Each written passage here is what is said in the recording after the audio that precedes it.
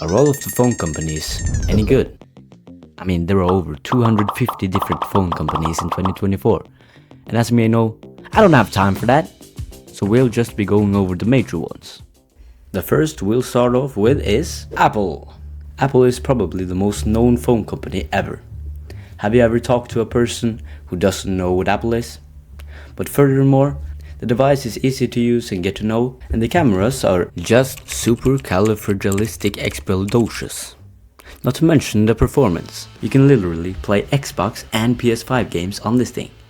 But one thing they will have is that they are super expensive. No matter where you live, the iPhone 5... Oh wait, no, that can't be right. There, the iPhone 15 is expensive. But apart from the iPhone 15 and 14, the pricing is not too bad. A tier. I've heard about Google Pixel everywhere I go, but I never really sat down to take a look at them. But from my understanding, the pricing seems pretty nice, and they have really good cameras, good hardware, and enough if you want to game on the go. B tier. And next up is Samsung, the biggest competitor of Apple.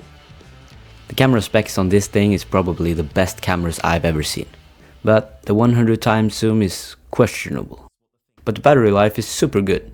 On tests, it says that the Galaxy S24 Ultra can last around 10 to 12 hours with constant use, and also has titanium, which makes it stronger and also tougher.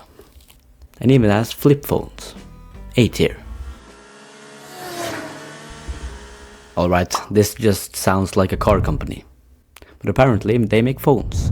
And they're great mid-tier phones coming in at the price of 600 to 1000 bucks.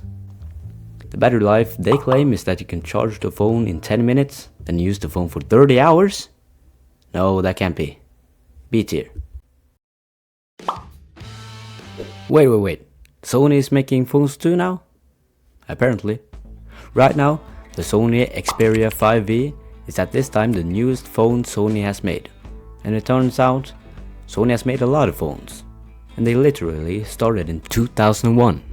Not only that, what is this order? The Xperia 5V is newer than the 10V, and the 1V is newer than the 10V and older than the 5V? And the other phones are just a mess. Which do you think came first? The Xperia Performance or Xperia 10?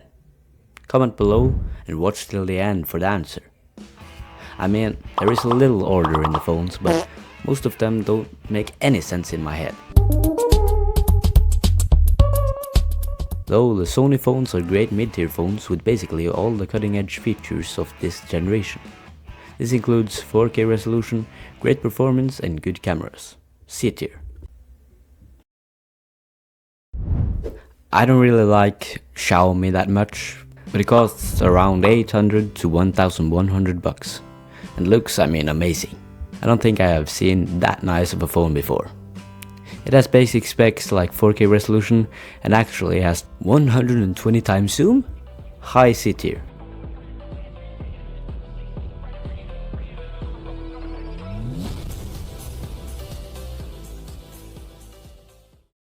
This is S tier just from the name.